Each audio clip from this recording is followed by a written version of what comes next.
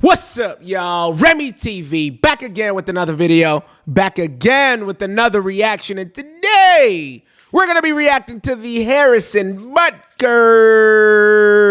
the kicker for the Kansas City Chiefs. We're going to be reacting to the commencement speech that he just did that has the world going crazy, has everybody going crazy, has the news going crazy, calling him a misogynist because he said a couple of different things, and we're going to see. Listen, I haven't watched this, and I'm going to try to watch the entire thing with y'all. So here's the thing. If this is the first time on the channel, make sure you subscribe to the channel. Smash the like button. Drop a comment below. Let's watch the video. Class of 2024. I would like to start off by congratulating all of you for successfully making it to this achievement today. I'm sure your high school graduation was not what you had imagined, and most likely neither was your first couple years of college. By making it to this moment through all the adversity thrown your way from COVID, I hope you learned the important lessons that suffering in this life is only temporary. As a group, you witnessed firsthand how bad leaders who don't stay in their lane can have a negative impact on society. It is through this lens that I want to take stock of how we got to where we are and where we want to go as citizens, and yes. Hold on. So first thing here, you'll notice there's that cross behind him right here. Benedictine College.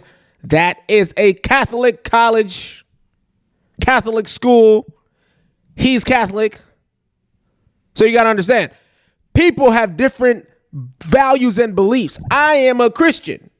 So I have different values and beliefs than the majority of people in America because they don't have any. Anyways, he's at a college that just so happens to be a Catholic college. Let's continue. Catholics. One last thing before I begin. I want to be sure to thank President Minnis and the board for their invitation to speak. When President Minnis first reached out a couple of months ago, I had originally said no. You see, last year I gave the commencement address at my alma mater, Georgia Tech, and I felt that one graduation speech was more than enough, especially for someone who isn't a professional speaker.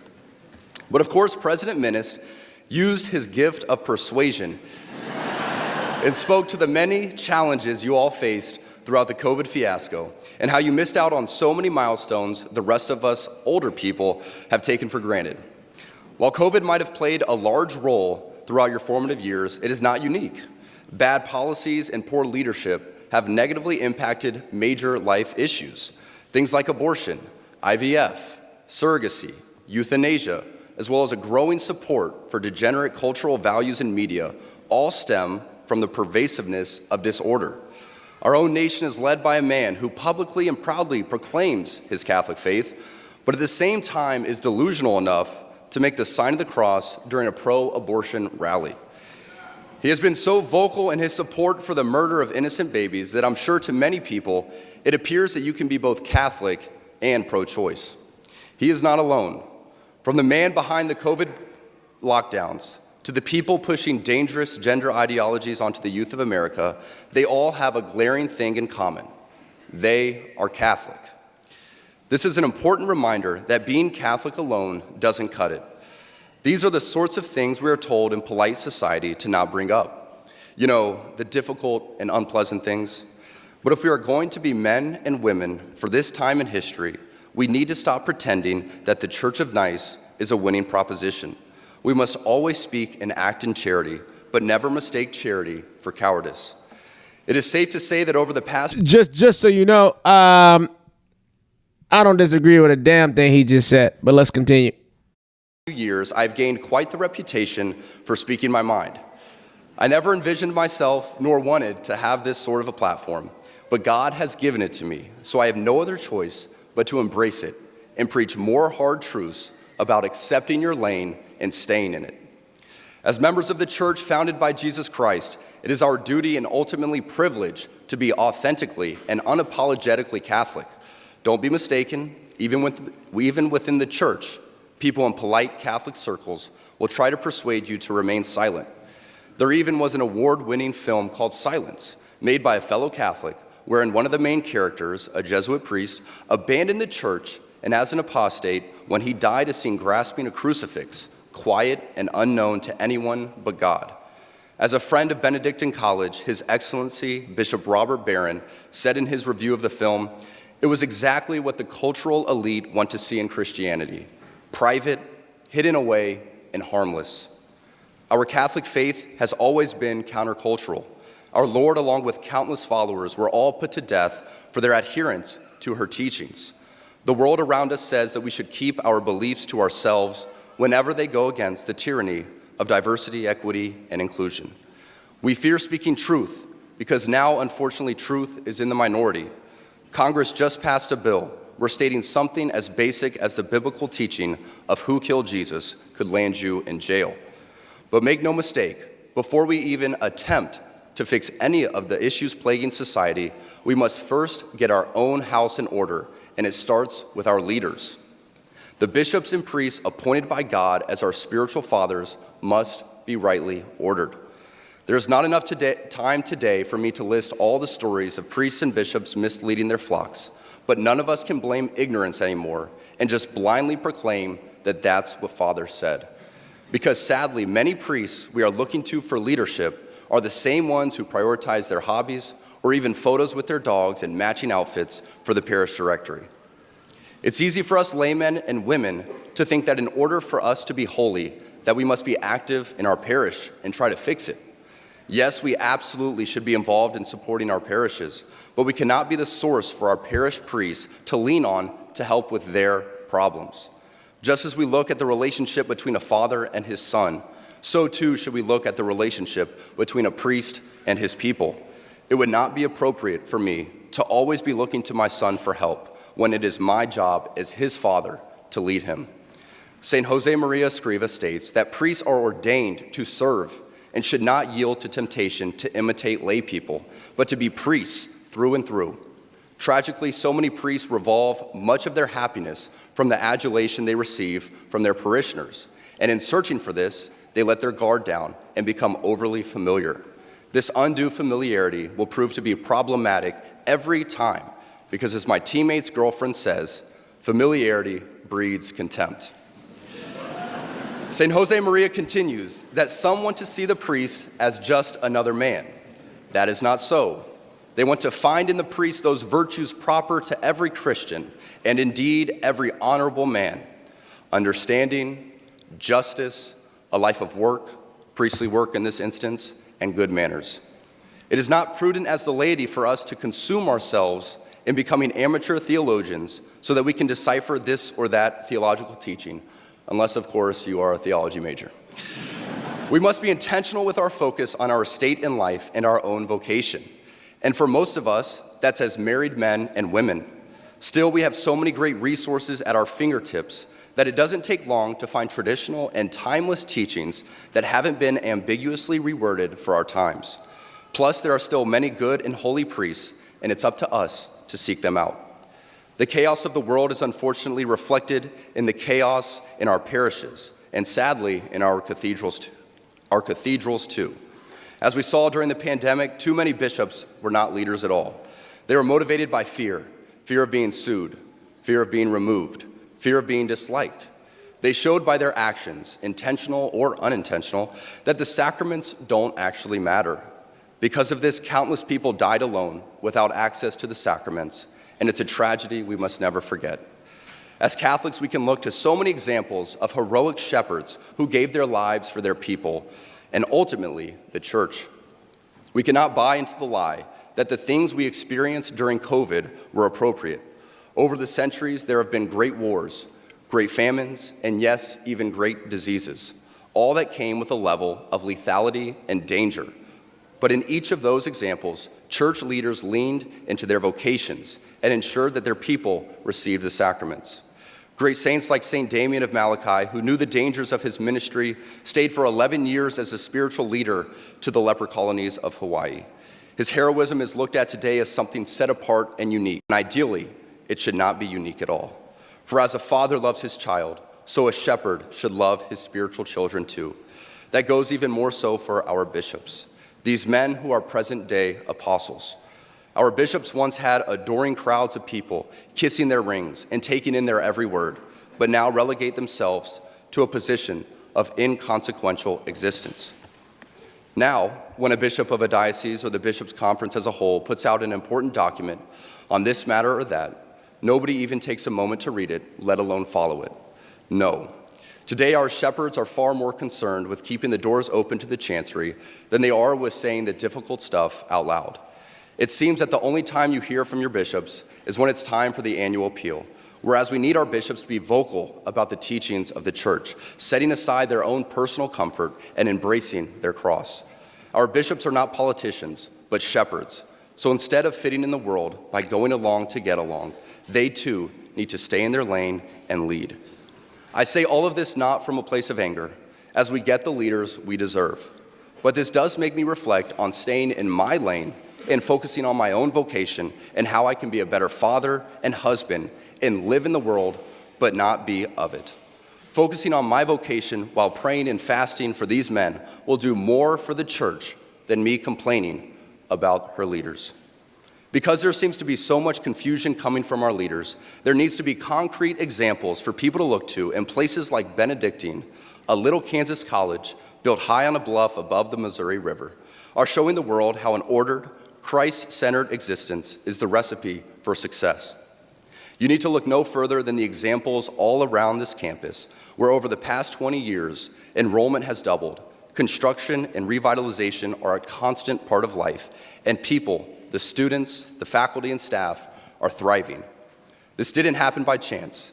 In a deliberate movement to embrace traditional Catholic values, Benedictine has gone from just another liberal arts school with nothing to set it apart to a thriving beacon of light and a reminder to us all that when you embrace tradition, success, worldly and spiritual, will follow.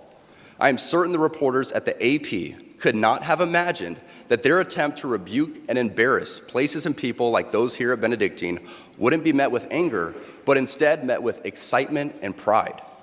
Not the deadly sin sort of pride that has an entire month dedicated to it, but the true God-centered pride that is cooperating with the Holy Ghost to glorify Him. Reading that article now shared all over the world, we see that in the complete surrender of self and a turning towards Christ, you will find happiness. Right here in a little town in Kansas, we find many inspiring lay people using their talents. President Minnis, Dr. Swafford, and Dr. Zimmerer are a few great examples right here on this very campus that will keep the light of Christ burning bright for generations to come. Being locked in with your vocation and staying in your lane is going to be the surest way for you to find true happiness and peace in this life. It is essential that we focus on our own state in life, whether that be as a layperson, a priest, or religious. Ladies and gentlemen of the class of 2024, you are sitting at the edge of the rest of your lives. Each of you has the potential to leave a legacy that transcends yourselves and this era of human existence. In the small ways, by living out your vocation, you will ensure that God's church continues and the world is enlightened by your example. For the ladies present today, congratulations on an amazing accomplishment. You should be proud of all that you have achieved to this point in your young lives. I want to speak directly to you briefly because I think it is you, the women, who have had the most diabolical lies told to you. How many of you are sitting here now about to cross this stage and are thinking about all the promotions and titles you are going to get in your career? Some of you may go on to lead successful careers in the world, but I would venture to guess that the majority of you are most excited about your marriage and the children you will bring into this world. I can tell you that my beautiful wife, Isabel, would be the first to say that her life truly started when she began living her vocation as a wife and as a mother. I'm on this stage today and able to be the man I am because I have a wife who leans into her vocation. I'm beyond blessed with the many talents God has given me, but it cannot be overstated that all of my success is made possible because a girl I met in band class back in middle school would convert to the faith, become my wife, and embrace one of the most important titles of all, homemaker. Hold on. So that's what people are mad about?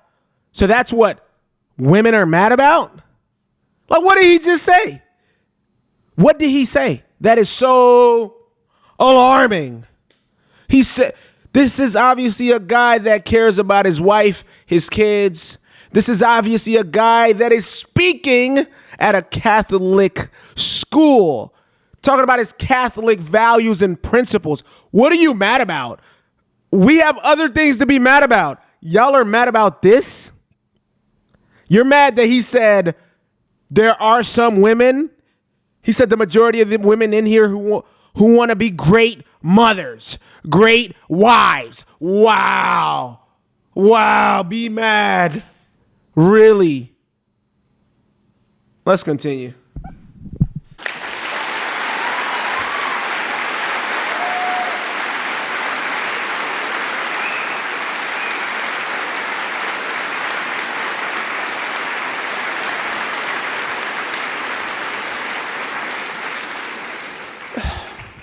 She's the primary educator to our children.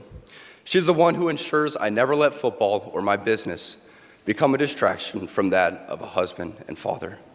She is the person that knows me best at my core, and it is through our marriage that, Lord willing, we will both attain salvation. I say all of this to you because I have seen it firsthand, how much happier someone can be when they disregard the outside noise and move closer and closer to God's will in their life. Isabel's dream of having a career might not have come true, but if you asked her today if she has any regrets on her decision, she would laugh out loud without hesitation and say, heck no. As a man who gets a lot of praise and has been given a platform to speak to audiences like this one today, I pray that I always use my voice for God and not for myself. Everything I am saying to you is not from a place of wisdom, but rather a place of experience. I am hopeful that these words will be seen as those from a man not much older than you, who feels it is imperative that this class, this generation, and this time in our society must stop pretending that the things we see around us are normal.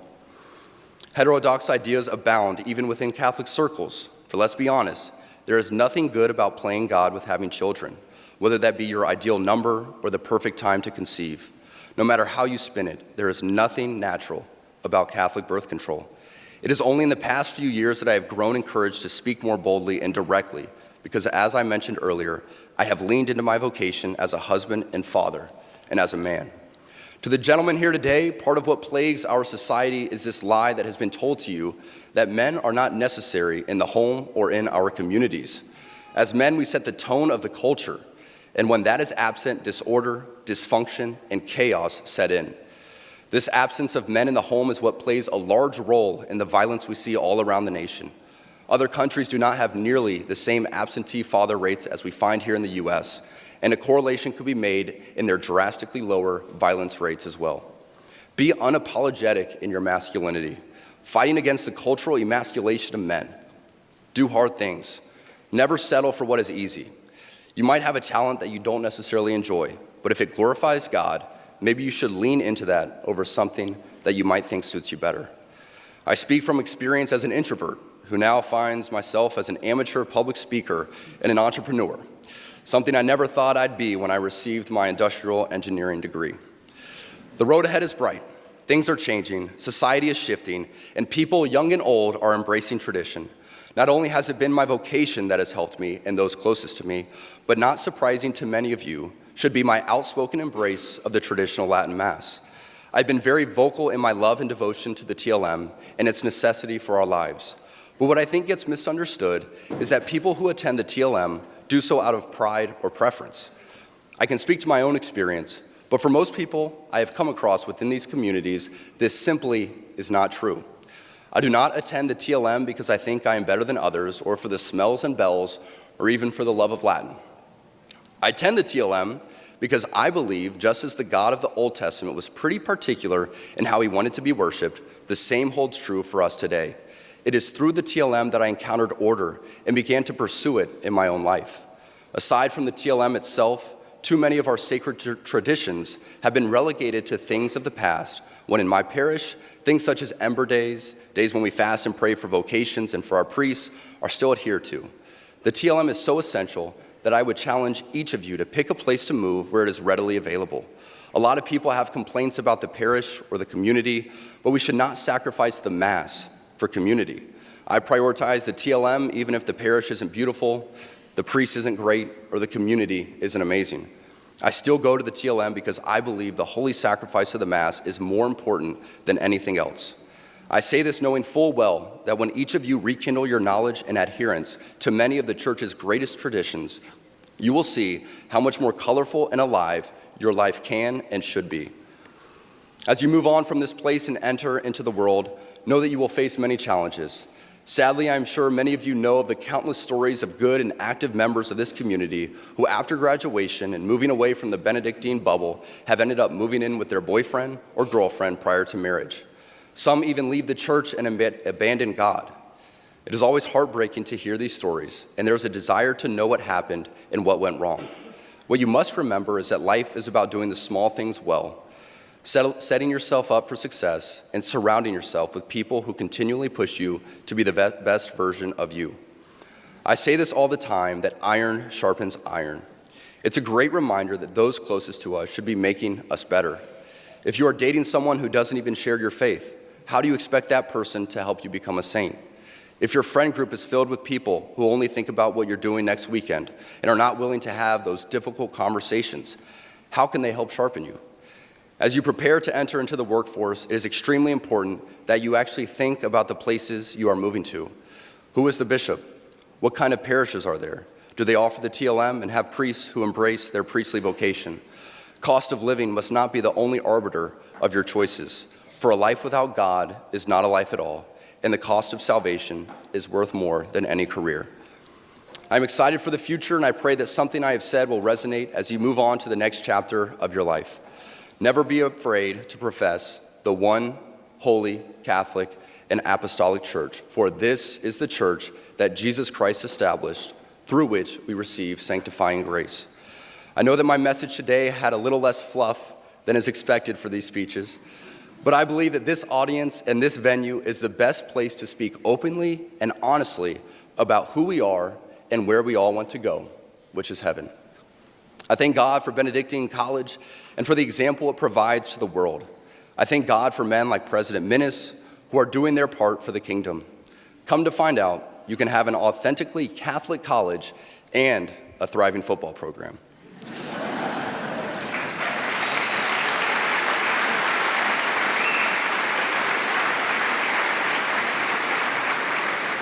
Make no mistake, you are entering into mission territory in a post-God world, but you were made for this, and with God by your side and a constant striving for virtue within your vocation, you too can be a saint. Christ is King to the heights. So that's what people are mad about? So that's the controversial commencement speech that everybody's angry about? He was speaking at a Catholic college about principles and values that are obviously missing in America. With the backlash and the anger that you're seeing, he's right. He's right. Are people happier today than they were 10, 15 years ago? Absolutely not. Right? When he's talking about the household, the male and the male and the female, and okay, they don't even like me. They don't want me to say that. Don't say female, whatever. When he's talking about women being wives, being mothers, that is missing in America. Think about the black community right now. 75% of households are just being raised by a mother alone. Single parent households all over the place. Is that what we want? Is that success? 60% of Americans are obese. Is that success? Everybody's on drugs. I think 70+% of Americans are on prescription medication. Is that success? We have the highest rate of suicide. Is that success? We have the highest rate of drug addiction in the world. Is that success? Everybody's getting angry. Everybody's pissed off that he said these things. There are other things that we can find to get mad about. This ain't one of them. He's speaking truth to people who have values and principles. If you don't have values and principles and things that you align your life accordance to the word of God, if you don't have that, then you don't care. You know what I'm saying? It's so crazy in America today. People just want to live how they YOLO. Nah. That is the problem. That is the issue in America today. I can say this, and I love America. And I'm an immigrant living in America. I love this country I love it more than freaking Americans that are born here. And I can say this, I am seeing the decline of America. And it's because of the values and principles are just being eroded away. You got to remember, this country was built on Judeo-Christian values. Judeo-Christian values. And they're just trying to wipe all that away. There's more atheists than ever before. I know people who don't even believe in a God. They might say they believe in a God, but they don't believe in Jesus. People all over the place just want to do whatever they want to do. They want to have as much sex as they want to have, drink as much as they want to drink, do as many drugs as they want to do. Is that really success? Is that really what we want? What he's talking about, that is the foundation of what America is built on, the nuclear family. He didn't tell women not to go after their careers. That's not what he said.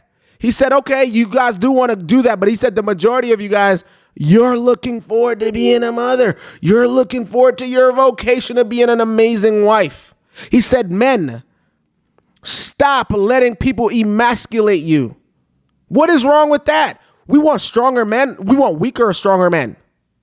Stronger men. I don't get it, man. America, we're pissed about this. This is where America is. We're the laughing stock. Honestly, we are the laughing stock of the world right now. Our values are all over the place. People don't even know who they are anymore. It's crazy, man. Listen, if this pisses you off, anyway, I'm out.